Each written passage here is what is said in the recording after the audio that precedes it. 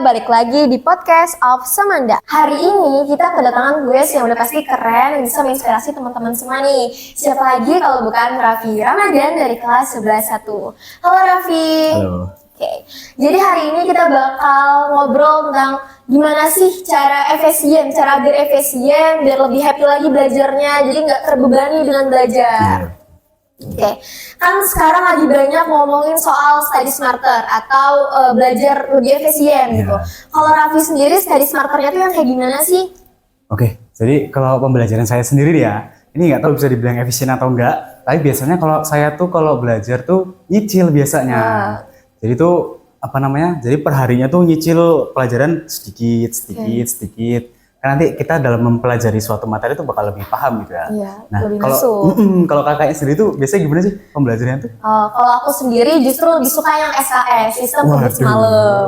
Jadi aku lebih nyambung gitu justru. Jadi berbalik kan, kalau Raffi itu sukanya yang nyicil dari jauh-jauh hari, kalau aku enggak gitu. Oh iya, kalau saya biasanya ini kalau SKS itu malah biasanya cepet lupa, malah besoknya malah. Kalau aku justru lebih mudeng kayak gitu, SKS. Iya, kalau nyicil itu karena apa ya? Mungkin kalau SKS menurut saya tuh terlalu berat gitu. Kayak satu malam tuh harus ngejar sampai semua materi harus dipelajari itu kayak kayak stres banget gak sih? Cuma kalau kakak sendiri gimana tuh kalau SKS tuh? Kalau aku sendiri lebih enjoy kayak gitu karena aku ngerasa aku tipe orang yang mageran sih. Jadi kayak males nyicil-nyicil. Bisa besok kenapa harus sekarang gitu. Iya. Kalau saya biasanya gini malah. Jadi sebelum mager tuh kalau bisa udah langsung kerjain gitu. Karena kan ya tahu sendiri lah ya, kita pulang sekolah capek gitu kan. Jadi kalau mager tuh tiba-tiba malah termotivasi. Lah, kamu ngapain mager? Harusnya malah belajar gitu. Sekolahmu gimana nanti? Gitu. Oke. Jadi apa sih motivasi terbesar kamu sampai bisa membawa kamu di titik yang sekarang? Oke, motivasi saya nggak jauh-jauh sih dari kehidupan saya, ruang lingkup saya. Jadi kayak motivasi terbesar saya tuh pertama pastinya ya dari orang tua. Pasti. Orang tua ya. Karena orang tua saya tuh kalau bisa dibilang apa ya? Mereka tuh nggak banyak menuntut. Tapi mereka tuh ini loh, sebisa mungkin saya tuh ingin memenuhi harapan mereka gitu. Pengen buat mereka bangga gitu kan. Kayak pengen menaikkan derajat mereka gitu lah. Tapi bukan berarti mereka itu ya tiap hari menuntut gitu ya. Kayak kamu harus belajar. Enggak gitu. Jadi ya kalau misalkan orang tua saya itu lebih free lah dalam mengatur saya gitu, kayak misalkan udah belajar belum? Udah belajar. Nah, misalkan besok tanya lagi nih, udah belajar belum? Ya udah, tapi ingat ya jangan lupa belajar gitu. Sebenarnya lebih nggak terlalu ngatur gitu ya. Tapi secara nggak langsung kita sebagai anak tuh harus ngasih yang terbaik buat orang tua. Buat mereka. Gitu. Apa sih motivasi terbesar Raffi sampai bisa membawa kamu di titik yang sekarang? Oke, kalau motivasi saya sendiri itu pasti nggak jauh-jauh lah ya dari ruang hidup saya ya. Kayak ya yang paling besar tuh ya motivasi bagi saya tuh, yang paling besar pengaruhnya itu orang tua saya. Pasti dong. Ya pastilah ya, mungkin semuanya ya. Mungkin ada juga yang bilang pacarnya apa siapa gitu. Tapi kalau menurut saya sendiri orang tua saya. Karena ya orang tua saya tuh kalau bisa dibilang tuh nggak terlalu banyak menuntut gitu. Aslinya ya. Jadi tuh nggak kayak tiap-tiap hari sana belajar dulu sana, enggak gitu, kayak semuanya diingetin gitu, kamu ya kalau bisa belajar gitu buat nanti masa depanmu gitu. Jadi ya setiap hari kalau bisa saya tuh pengen memenuhi ekspektasi mereka gitu, memenuhi harapan mereka gitu.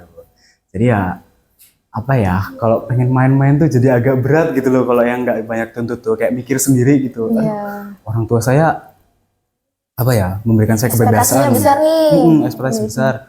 Memberikan saya kebebasan lagi kan, terserah kamu mau belajar hari ini, besok yang penting kamu belajar gitu.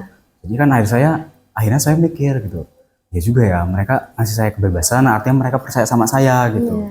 Jadi ya kalau bisa saya memprioritaskan sekolah dulu gitu. Oke, jadi teman-teman, kita sebagai anak itu juga harus menjaga kepercayaan orang tua kita. Betul sekali. Oke, gimana sih tipsnya bagi waktu antara bermain sama belajar menurut Raffi? Kalau saya sendiri membagi waktu itu biasanya gini, jadi sebelum saya bermain itu biasanya saya belajar dulu, tipis-tipis lah ya, dikit-dikit gitu. Jadi kayak misalkan tadi di sekolah tuh ada tugas tuh, misalkan tugas bahasa Inggris, misalkan suruh ngerjain aktivitas 1, 2, 3, ya berarti saya kerjain dulu gitu. Jadi kalau misalkan udah selesai, itu tuh baru kita boleh main ibaratnya. Jadi Pinter-pinter ngebagi waktu, tapi selalu prioritasin belajar tuh yang utama. Iya benar. Jadi kan dengan kalian ngerjain tugas dulu, itu kan nanti ketika kalian main itu bakal lebih apa ya, lebih enjoy, lebih Iya. free gitu, nggak banyak pikiran Iya. gitu kan. Kan bayangin aja kalau lagi main-main, lagi makan gitu kan, Banyak tahu-tahu pikiran, pikiran tugas, tahu-tahu, pikiran masalah-masalah yang aduh tadi matematika belum tak kerjain lagi gimana ya gitu kan ibaratnya. ya. Oke. Seandainya nih kamu belum mencapai target tersebut, apa yang bakal kamu lakuin? Oke, jadi kalau misalkan saya tuh selalu menaruh target di mana saya tuh berdiri di atas gitu ya. Jadi sebisa mungkin kalau bisa ya ranking 1, kalau ranking 1 alhamdulillah gitu, bismillah ya, bismillah. Ranking 1 umum gitu. Nah, kalau misalkan saya nggak memenuhi target tersebut, saya pastinya bakal mengevaluasi dong. Evaluasi. Jadi kayak, aduh, sebelumnya tahun-tahun kemarin tuh kurangnya apa aja sih aku sih? Gitu, apa yang perlu ditingkatin lagi? Kayak misalkan sebelum ulangan terlalu nyantai gitu kan? Apa nilai-nilai yang masih kurang Iya. gitu kan? Oh, kayak misalkan ulangan kemarin nilai bahasa Inggrisnya kurang. Berarti di tahun ini kita ningkatin nilai bahasa Inggris. Oke. Jadi banyak-banyak evaluasi. Banyak-banyak Kalau emang targetnya evaluasi. belum sesuai. Belum sesuai gitu. Kamu sendiri pernah nggak sih ngalamin kendala terbesar waktu lagi belajar? Pastinya pernah dong. Pastinya juga kayaknya pernah lah ya. harusnya Iya, ya. aku juga pernah sering. Tahu lah ya kendala terbesarnya pasti sama lah kayaknya semuanya males ya kan kendala Males. terbesar ya kayaknya pasti kan pernah males juga ya gitu. iya kayak ibaratnya aduh pulang sekolah capek gitu kan bingung mau ngapain aduh, mager banget belajar tapi males mending TikTok aja gak sih gitu, apa Akhirnya Instagram. belajarnya lupa. Akhirnya belajarnya lupa gitu nah itu kendala terbesar sih kayak semua orang lah ya kakak Iya. juga kayak Aku juga, Iya kan pasti ya? dong. Apalagi udah capek gitu kan di sekolah pelajaran, aduh matematika, kimia, fisika gitu kan. Perlu refreshing nggak sih? Akhirnya buka Instagram keterusan ya. Gimana? Terus cara biar rasa males tuh hilang, itu gimana sih? Kalau saya gini biasanya, jadi kalau bisa dipenuhin dulu keinginannya, tapi ya jangan sampai kelewatan gitu. Jadi kayak ibaratnya, males banget nih, pengen ngapain ya? Pengen main game gitu kan? Ya udah kayak misalkan main sematch aja gitu, apa 2 match gitu. Kayak ngeliat jam, udah mau maghrib nih, berhenti, sholat, habis itu langsung. Lanjut belajar. Nggak banyak-banyak nggak apa-apa, sedikit-sedikit aja gitu. Asal jangan sampai kalian tuh belajar dalam kondisi stres lah ya. Iya. Karena kan ya bingung juga gitu kalau mereka belajar nanti tahu-tahu malah nggak masuk kan malah rugi juga gitu kan. Ini naikin mood dulu. Kalau moodnya udah bagus, baru kita lanjut belajar. Baru lanjut belajar, iya benar. Oke. Apa sih yang membuat kamu teguh pendirian dan neko-neko? Kalau buat saya sendiri, biar saya tuh teguh pendirian ya, pastinya itu orang tua saya. Iya. Nah, itu Pasti dong itu. pastilah ya, semuanya kayaknya ya. Mungkin kakaknya juga gitu kan. Iya. Jadi ketika pengen aneh-aneh gitu kan, kayak misalkan merokok atau ya kayak kenakalan-kenakalan remaja lain gitu ya. Nah itu saya biasanya tuh mikirnya gini, orang tua saya mendidik saya sampai sejauh ini, ya karena mereka tuh ingin menciptakan saya tuh sebagai orang yang baik gitu. Ingin melakukan hal-hal yang bermanfaat bagi orang lain gitu. Jadi ya sebisa mungkin saya tuh nggak bakal aneh-aneh lah. Karena pengalaman saya sendiri ya, bapak saya tuh pernah ngomong, kamu kalau bisa jangan nakal. Karena ya gimana ya, tahu sendiri lah ya, kenakalan remaja sekarang tuh kan sangat luar biasa sekali ya. Sangat luar biasa sekali. Bapak saya tuh mau wanti-wanti terus. Berarti ngelarang terus lah ya, ngomong kepada saya, kamu kalau bisa jangan sampai merokok. Kasihan sama kamu masa depan gitu. Kasihan sama badanmu sendiri. Jadi selalu mikir dampak negatif dari nakal tuh apa gitu. Betul. Jadi ketika mikir kayak gitu tuh tiba-tiba hati nurani tuh kayak mikir gitu loh. Iya juga ya kalau misalkan saya nakal tuh apa nggak membuat orang tua saya kecewa gitu. Apa nggak bikin rugi banget? Itu kan ngerugiin diri juga gitu kan. Menurut kamu sendiri nih, apa aja sih hal-hal yang harus kita siapin? Apalagi kita ini anak-anak SMA kan, yang harus menyiapkan diri buat ke jenjang yang lebih serius. Itu apa aja sih yang harus disiapin? Oke, kalau menurut saya sendiri, yang pertama ya pastinya nih, pasti banget nih, persiapan mental pastinya ya. Yang pertama. Iya, pastilah ya, persiapan mental gitu kan. Terus mungkin ini persiapan untuk kelanjutannya gimana? Kan pastilah ya, pertanyaan bagi anak-anak SMA zaman sekarang pasti, aduh bingung nih nanti misalkan kita bakal lanjut kemana ya? pengen ke universitas ini tapi persaingannya ketat, pengen universitas ini tapi akreditasinya dipertanyakan gitu kan. Mungkin yang perlu dipersiapkan tuh cita-cita kita mau jadi apa di masa depan nanti. Misalkan kita mau jadi dokter, apa mau jadi programmer, apa mau jadi apa YouTuber gitu kan, misalkan. Nah dari cita-cita tersebut kita nentuin tuh pengen masuk jurusan apa, pengen fakultas apa gitu kan, pasti bakal apa ya sesuai dengan cita-cita kita lah ya. Karena sebisa mungkin lah ya kita kerja itu kan sesuai dengan minat kita, ya hobi, minat gitu kan. Sebenarnya dengan sesuai dengan minatnya kan bakal jadi lebih free gitu kan. Lebih enjoy juga kerjanya. Iya kayak nggak apa ya tertuntut pekerjaan gitu. Habis itu yang selanjutnya tuh menentukan ininya universitasnya mau masuk mana. Nah itu pasti penting juga lah ya. Sebenarnya kan mau di Jawa nih, persiapannya udah siap belum kalau sebenarnya kan mau ke Jawa gitu kan, apa mau di Lampung aja, apa mau di pulau-pulau lain gitu kan, itu pasti perlu persiapan banget, perlu dibikin dari sekarang. Jadi pemikiran yang matang diperlukan ya untuk menentukan masa depan yang akan kita tempuh gitu. Jadi yang pertama tadi harus siapin mental, yang kedua tadi kita harus persiapan untuk masa depannya, iya benar. Persiapan. Sekarang kan lagi banyak banget remaja-remaja yang gampang ke distract sama omongan orang, yang bilang kalau kuliah itu susah, kuliah itu banyak kendalanya. Itu menurut Raffi gimana sih? Kalau menurut saya sih perkataan-perkataan kayak gitu tuh gak usah dengerin aja lah ya.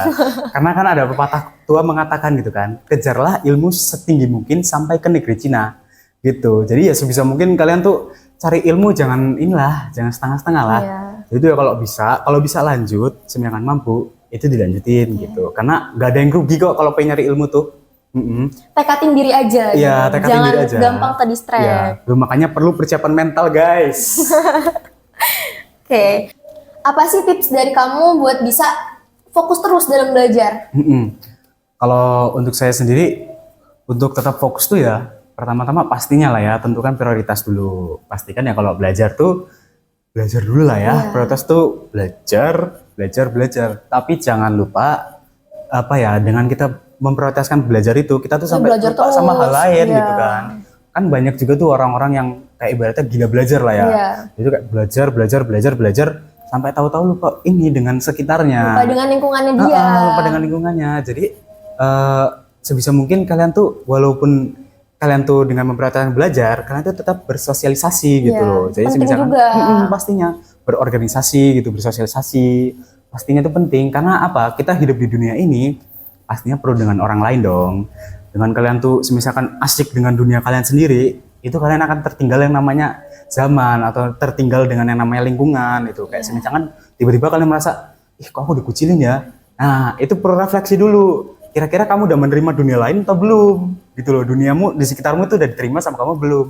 Gitu kayak terlalu asik kan lama-lama orang-orang jadi mikir kan ya, dia kok penyendiri banget ya, kayak diajak kemana-mana kok nggak mau gitu. Kan akhirnya orang-orang mikir gitu kan. Malas juga nemeninnya. Iya, malas juga nemeninnya. Jadi sebisa mungkin ya kalian tuh terbuka, mampu bersosialisasi dengan orang lain gitu. Mau speak up gitu dengan orang lain. Apa yang kalian mau, apa yang kalian pikirkan, itu pasti perlu lah ya. Kamu pernah nggak sih ngerasa jenuh waktu lagi belajar? Pastinya pernah dong. Kayaknya juga pasti pernah lah ya. Kayak gitu ya. Terus gimana sih cara kamu ngatasinnya biar kayak nggak jenuh berkelanjutan, jadinya akhirnya malas dan nggak produktif gitu? Iya.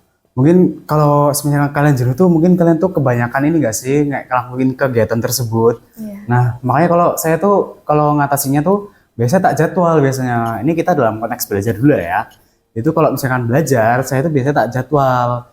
Jadi kayak misalkan hari Senin kan biasanya hari-hari paling sibuk tuh ya, apalagi kan upacara, paling kita pulang lah. Pulang juga sore kan ya kita agak. Nah itu biasanya saya di hari itu nggak belajar. Nah mungkin di besoknya bakal belajar dan mengulas materi-materi di hari Senin gitu. Jadi kayak misalkan kalau kita pengen mengatasi kejenuhan ya kita harus memberikan apresiasi dulu kepada diri kita gitu. Kayak misalkan lagi malas belajar nih, pengen refreshing dulu gitu kan.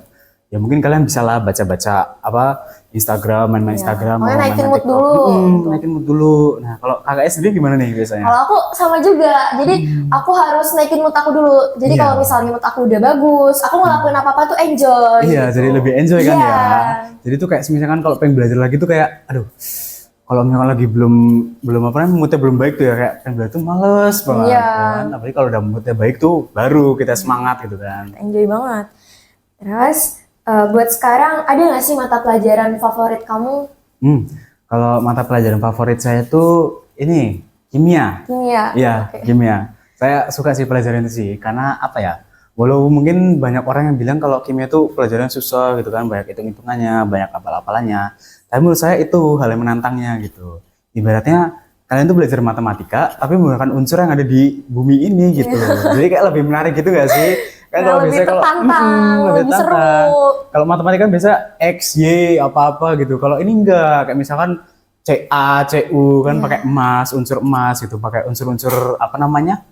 Garam yang asam basa. Apalagi kan kita lagi belajar asam basa nih, itu kan menarik banget itu pastinya. Nah, kalau Kak sendiri pelajaran favorit apa sih? Aku sendiri malah kebalikan. Aku sendiri nggak suka banget sama kimia, teman-teman, karena banyak hafalannya, hitung-hitung. Aku tuh paling nggak suka banget sama hitung-hitung. Jadi Iya sih. pelajaran favorit aku itu geografi. Oh, geografi. Iya, karena banyak banget teori-teori yang bisa kita pelajari di geografi. Iya, apalagi mempelajari bumi juga ya. Oke, kan aku juga sering denger nih kalau kamu tuh sering bantu guru buat ngejelasin materi-materi ke teman-teman Oh, gitu. gitu. Itu cara kamu ngejelasinnya gimana sih sampai teman-teman kamu bisa mudeng sama apa yang kamu jelasin? Oh, kalau saya sendiri nggak sering-sering juga sih, beberapa kesempatan aja ya. Jadi kalau semisalkan saya apa namanya ngasih pengajaran kepada teman-teman saya, bahasanya keren banget ya. Nah, saya tuh biasanya gini, naruh pandangan saya sebagai orang yang diajarin, gitu. Jadi sebisa mungkin bahasa saya tuh ya bahasanya mereka, gitu. Biar lebih nyambung juga. Apalagi kan kalau biasanya apa yang ngomong ya, kalau guru-guru tuh biasanya menggunakan bahasa-bahasa mungkin yang agak terlalu tinggi mungkin ya. Makanya banyak yang merasa kayak, duh apa sih tadi yang dipelajarin ya, kayak susah banget gitu. Padahal aslinya enggak, aslinya tuh simple. Cuman apa ya, mungkin dari diri sendiri mungkin ya, memikirkan kalau udah pelajaran hitung-hitungan, pasti anggapannya, wah ini pelajaran susah ini, kita pasti nggak bisa. Itu salah. Artinya apa? Jadi sebisa mungkin dalam diri kalian tuh kalau misalkan mempelajari materi baru, itu jangan di awal-awal langsung mikir, aduh susah banget, itu nanti bakal jadi keterusan sampai selanjutnya. Jangan nerapin mindset kayak gitu. Jangan terapin mindset kayak gitu. Jadi sebisa mungkin kalian terapkan mindset tuh yang namanya kalian pasti bisa. Gitu. Wah, nggak kerasa kita udah di penghujung acara aja nih. Atau mungkin lain kesempatan kita bisa ngobrol-ngobrol, sharing-sharing kayak gini lagi ya. Oke. Ada nggak sih pesan buat Raffi, buat teman-teman semua yang lagi nonton video ini? Pastinya ada dong. Jadi sebisa mungkin teman-teman ya, ingat bahwa belajar itu adalah investasi terbaik untuk masa depanmu. Tetap fokus pada tujuanmu. Oke? Mungkin segitu saja ya. Segini aja sharing-sharing dari kita.